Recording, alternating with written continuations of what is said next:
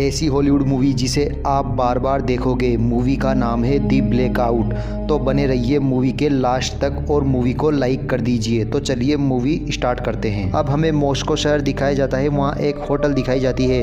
वहाँ एक लड़का ओलेग अपनी दोस्त से बात कर रहा था। वह कहता है कि मैं एक आर्मी ऑफिसर हूँ। ये दोनों काफ़ी वक्त से साथ गुजार रहे थे और जल्द ही शादी करने का फैसला करते हैं। अब एक प्लेन उड़ान भरता है लेकिन उसका इंजन काम करना बंद कर देता है और प्लेन की लाइट बंद हो जाती है और वह नीचे गिरता है। अचानक शहर में भी हालात ख़राब होने लगते हैं। लाइट से चलने वाली सभी चीज़ें बंद हो जाती है। सारी लाइट धीरे धीरे बंद हो जाती है। पूरी दुनिया ब्लैकआउट हो जाती है। लेकिन दुनिया में कुछ जगह ऐसी थी जहां पर अभी भी लाइट मौजूद थी, जिसमें से मॉस्को शहर भी था। मॉस्को में बताया जाता है कि हमारा संपर्क पूरी दुनिया से कट गया है। उन्हें अभी कुछ पता नहीं चल रहा था कि बाहर के हालात कैसे हैं और ना ही बाहर वालों का कुछ पता था कि अंदर बिजली है या नहीं। ओल्गो भी यह खबर देख रहा था। वो सोचता है कि यह कोई आत्मघाती हमला है।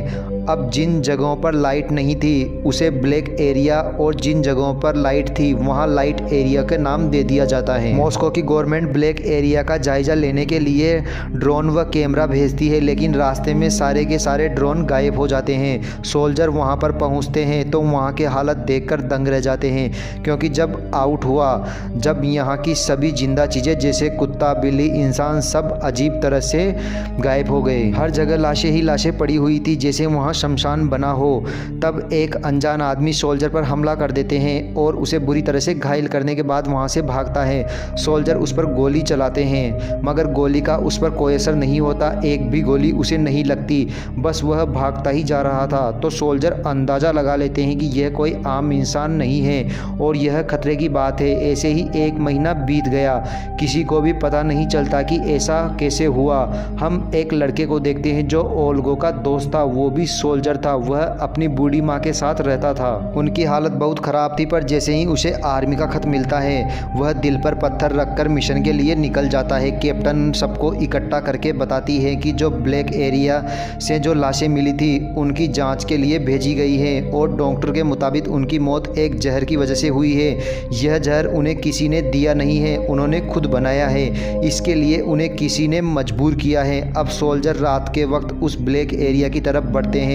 इस मिशन में ओल्गो भी शामिल था। वो देखता है कि उसकी दोस्त जिससे उसकी शादी होने वाली थी वह एक डॉक्टर थी। अब वह आपस में बात कर ही रहे थे कि तभी इमरजेंसी अलार्म बजता है। सब सोल्जर अपनी अपनी पोजीशन लेकर गन तान कर खड़े हो जाते हैं। कैप्टन उन्हें बताती है कि जंगल में से जानवर तेजी से उनकी तरफ बढ़ रहे हैं। सभी जानवर काफ़ी बड़े हैं और अगले ही पल वो जानवर उन सोल्जर पर हमला करते हैं। सोल्जर भी अंधाधुंध गोलियां चलाने लगते हैं। अगले दिन हालत बहुत ख़राब थे।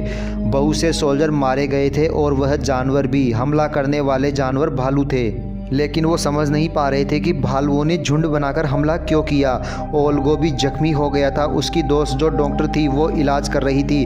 अब हॉस्पिटल में एक लड़का भर्ती था। अचानक उसकी तबीयत खराब होने लगी। जब से ब्लैकआउट हुआ तब से उसके साथ अजीब हो रहा था। उसे अजीब लोगों की आवाज़ें सुनाई दे रही थी। एक आदमी जिसके बाल नहीं थे वो हमेशा उसे तंग किया करता था। ब्लैकआउट होने के बाद इस लड़के के पास अलग तरह की सुपर पावर आ गई थी। उसकी आंखें जैसे खुलती है। वो अपने सामने एक लड़के को देखता है। वो लड़का कहता है कि मैं तुम्हारा दोस्त हूँ, मैं तुम्हें हालात के बारे में बताने आया हूँ।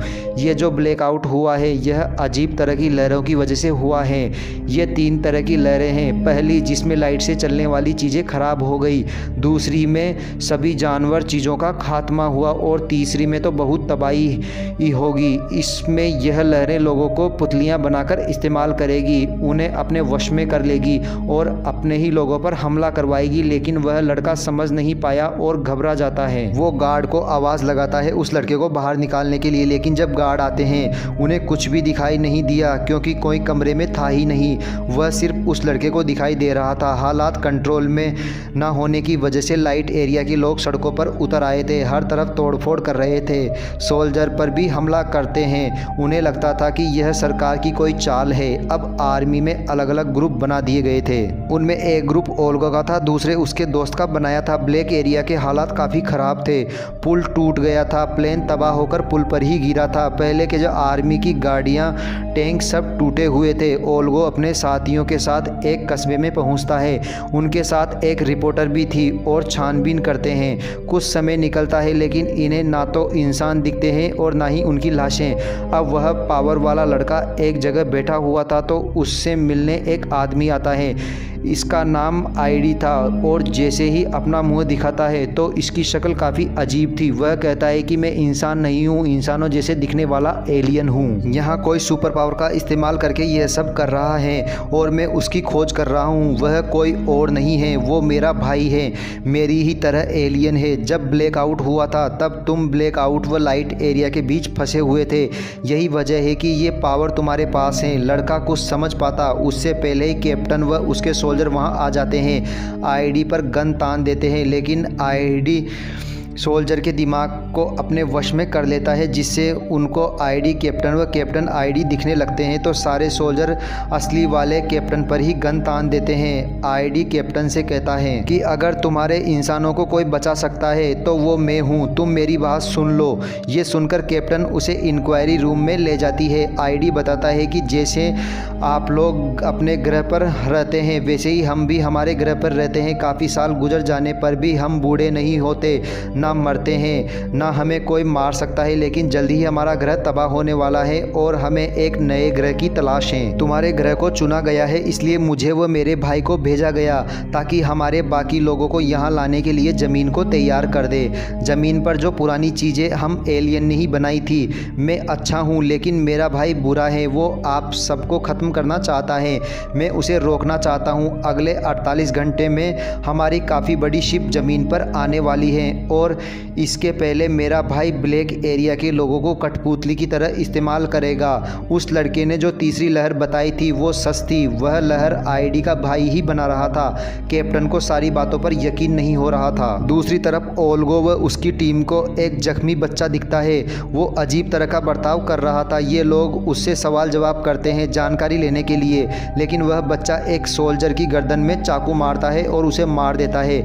वह गुस्से में आकर कंट्रोल से बाहर हो गया था। ये देखकर ना चाहते हुए भी ओल्गो के दोस्त को बच्चे को गोली मारनी ही पड़ती है। यह देखकर रिपोर्टर काफ़ी घबरा गई। अब जैसे ही रात होती है तो ब्लैक एरिया के जानवर आईडी के भाई के इशारों पर सोल्जर पर हमला कर देते हैं। सोल्जर भी अंधाधुंध गोलियां चलाते हैं और दोनों तरफ से हमला होने लगता है, जो काफ़ी बड़ी जंग छिड़ जाती है। ओल्गो ने मदद के लिए सिग्नल वाली गन चलाई और सोल्जर ने भी मदद के लिए गन चलाई। ये देख आर्मी वाले परेशान हो जाते हैं कि हम किसकी मदद करने जाए। इन हालात के बारे में कैप्टन को बताया जाता है तो वह समझ जाती है कि आईडी सच बोल रहा है। कैप्टन के पास और कोई रास्ता नहीं था तो वह आईडी से मदद लेती है। आईडी कहता है कि मेरे भाई को ढूंढने के लिए हमें पावर वाले लड़के की ज़रूरत पड़ेगी। मेरे भाई को मारते ही मैं इन सबको कंट्रोल कर रोक दूंगा। अब कैप्टन आईडी को लेकर आर्मी बेस पर पहुंचती है। उधर ओल्गो की टीम पर हमला हुआ जिसमें सारे सोल्जर मारे जाते हैं। सिर्फ 2 ही लोग बचते हैं, ओल्गो का दोस्त व रिपोर्टर। अब जानवरों की संख्या ज़्यादा थी इसलिए वह बाकियों के पास जाने की कोशिश करते हैं ताकि मिलकर उनका सामना कर सके। अब आईडी पावर वाले लड़के को ध्यान लगाने को कहता है। वह उसकी मदद कर रहा था ताकि वह जान सके कि आईडी का भाई कहाँ है। काफ़ी मेहनत के बाद उसका पता चल जाता है, जो काफ़ी बड़ी छत थी जहाँ से वो सबको कंट्रोल करके यह करवा रहा था। वह वहाँ से निकल ही रहे थे कि तभी उन्हें पता चलता है कि जानवरों ने लाइट एरिया पर भी हमला कर दिया है, मतलब तीसरी लहर का असर शुरू हो गया है। अब कैप्टन आईडी के साथ वहाँ जाने लगती है तो पावर वाला लड़का कहता है कि मुझे तुम्हारे भाई ने देख लिया है, वो मुझे मार देगा, इसलिए मुझे भी अपने साथ ले चलो। आईडी कहता है कि नहीं, तुम यहाँ बेस में सुरक्षित हो, वह तुम्हारी जान को खतरा है। कहकर वह कैप्टन के साथ निकल जाता है। वो लोग बेस से थोड़ा दूर आए थे कि आईडी के भाई को उस पावर वाले लड़के की जगह पता चल जाती है। उसे मारने के लिए वह बेस पर मिसाइल भेजता है। अब आर्मी बेस के सोल्जर मिसाइल को रोकने की कोशिश करते हैं लेकिन उसका कोई फ़ायदा नहीं होता और पूरी आर्मी बेस तबाह हो जाती है। सभी सोल्जर व पावर वाला लड़का सब मारे जाते हैं। कैप्टन ये सब देखती है और दुखी होती है। अब गुस्से से वो आईडी पर गन तान देती है और कहती है कि ये सब तुम पहले से ही जानते थे तो उस लड़के को वहाँ पर क्यों छोड़ा। आईडी कहता है कि क्योंकि अगर हम उसे साथ ले जाते तो हम भी मारे जाते। उसे उसकी लोकेशन का पता चल चुका था और मजबूरन मुझे ऐसा करना पड़ा। अब अगली सुबह ओल्गो, उसका दोस्त व रिपोर्टर मिलते हैं और एक दूसरे को जिंदा देखकर खुश हो जाते हैं और गले मिलते हैं। यहाँ सोल्जर को लेकर कैप्टन भी आ जाती है। अब ये सब लोग उस बिल्डिंग की तरफ जाने लगते हैं जहाँ से आईडी का भाई सब कुछ कंट्रोल कर रहा था, लेकिन रास्ते में वो लोग उनका रास्ता रोकते हैं। सोल्जर उनकी जान की परवाह ना करते हुए आगे बढ़ते जा रहे थे। वो लोग भी इन पर हमला कर देते हैं। ये लोग अपने शरीर पर बम बांधकर सोल्जर के ऊपर गिर रहे थे और गोलियों की बारिश करते हैं, लेकिन इनसे बचते हुए उस बिल्डिंग की तरफ पहुंच जाते हैं। आईडी कुछ सोल्जर को लेकर बिल्डिंग की छत पर जाने लगता है और बाकी सोल्जर नीचे रुकते हैं। अब ओल्गो के दोस्त व आईडी का सामना उसके भाई से हो जाता है। ओल्गो का दोस्त आईडी के भाई पर हमला करता है, लेकिन उसका भाई उसे उठाकर दूर फेंक देता है। आईडी अपने भाई से लड़ने लगता है। दोनों के बीच जबरदस्त लड़ाई होती है। दोनों बराबर की टक्कर दे रहे थे। मुक्के मारने से उनके हाथों से आग निकल रही थी। नीचे ओल्गो व सोल्जर को उन लोगों को रोकने में काफ़ी परेशानी हो रही थी, क्योंकि संख्या करोड़ों में थी। अब वो लोग तेल से भरे ट्रक में सोल्जर पर हमला कर देते हैं, जिससे काफ़ी बड़ा धमाका होता है। अब उनमें से कुछ सोल्जर ही बचते हैं। मुश्किल से ये 5-6 बचे थे। अब इनको ही उनका सामना करना था। ओल्गो व सोल्जर बिल्डिंग के ऊपर जाने लगते हैं। अब सब लोग भी आईडी के भाई के साथ देने के लिए उस बिल्डिंग की तरफ बढ़ रहे थे। अब आईडी अपने भाई को मुक्का मारता है और उसके सीने से दिल निकाल लेता है। उसमें एक तरह की ऊर्जा होती है। आईडी दिल निकालने के बाद उसमें बॉम्ब लगा देता है, जिससे आईडी के भाई का दिल तबाह होता है और वह भी मर जाता है। अब अपने भाई को मारने के बाद वह एक ही झटके में वो सब उन सबको मार गिराता है। अब वो लोग जो जिंदा बचे हुए थे उन्हें यह सब जंग जीत ली थी, लेकिन वह खुश नहीं थे, क्योंकि करोड़ों की संख्या में बेगुनाह लोग सड़कों पर मरे पड़े हुए थे। आईडी कहता है कि इंसानों में प्यार व रहम नहीं है। तुम बहुत ही खुदगर्ज हो। तुम अपने बारे में सोचते हो। यही वजह है कि मेरा भाई तुम सबको मारना चाहता था ताकि एलियन सुकून से रह सके। मेरा मकसद कुछ और ही है। वो कहता है कि मैं इंसानों की मदद इसलिए करना चाहता था कि इंसान मुझे अपना भगवान समझे। अब वह लड़का कहता है कि तुम पहले से ही जानते थे तो तुम ब्लैक आउट होने से क्यों नहीं रोका। आईडी कहता है कि अगर मैं ये सब रोक देता तो किसी के दिल में मौत का डर नहीं होता। कोई मेरी बात नहीं सुनता। तुम काफ़ी हो आबादी बढ़ाने के लिए और तुम्हारा मसीहा भगवान मैं ही हूँ। ये जो लोग मरे हैं मुझे उनकी परवाह नहीं। मतलब ये भी अच्छा नहीं था। शुरू में यह अपना ही फ़ायदा देखता आ रहा है। ये सुनकर सबको गुस्सा आता है। ओल्गो की दोस्त उस पर गन तान देती है। ओल्गो मना करता है कि गन को नीचे करो। इसके जैसे लाखों आ रहे हैं। इसे मारोगी तो उनसे कैसे लड़ोगी।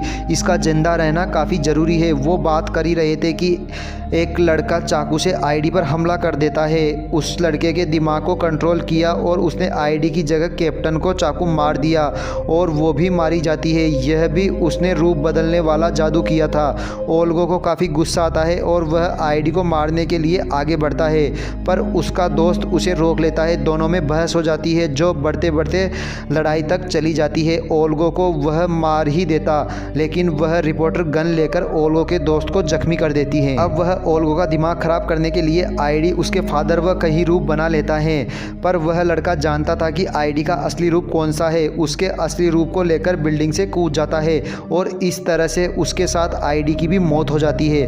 अब ये 4 लोग ही बचे थे जो एलियन का मुकाबला करेंगे। कुछ देर में यहाँ एलियन का शिप आ जाता है। शिप का दरवाज़ा खुलता है, लेकिन अंदर से कोई नहीं आता, तो ये लोग अंदर चले जाते हैं। अंदर जाकर ये एलियन के लाखों चेम्बर देखते हैं। सभी एलियन सो रहे थे और तभी अब सभी चेम्बर में लाइट जलने लगी और अजीब तरह का लिक्विड बाहर आता है।